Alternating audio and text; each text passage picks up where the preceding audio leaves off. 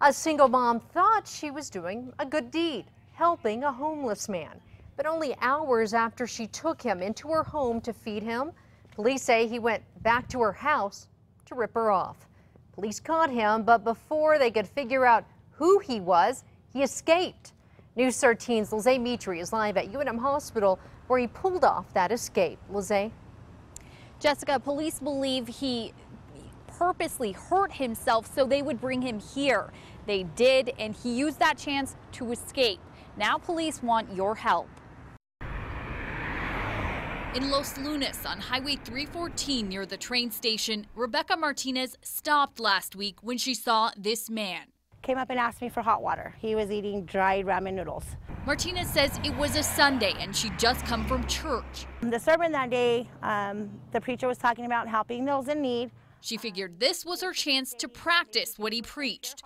She says she took the man to her home, fed him, gave him some cash, and even packed him a meal to go.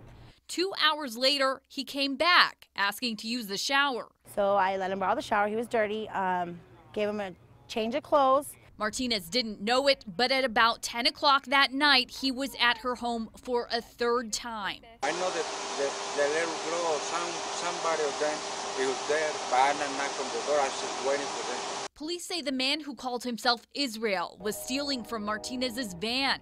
He was caught wearing her teenage daughter's Letterman's jacket. Martinez says the door wasn't closing all the way, so he was able to open it and get in. At the station, before police identified and booked him, they say he threw himself on the floor. An ambulance took him to UNMH for his injuries, but a doctor never saw him. He simply walked back out into the night. Police say they had to send a detective to meet him at the hospital because they were too short-staffed overnight to send someone with him in the ambulance. There was 2 officers on and a sergeant, so then if one had went with, like you said, accompanied the Living Cross ambulance, then it would have left 2 officers to patrol the entire village for that night. Martinez says the man broke the ignition in her van, so she thinks he was actually trying to steal that too. She's worried he might come back to her home because police said he was talking a lot about her youngest daughter. Back to you.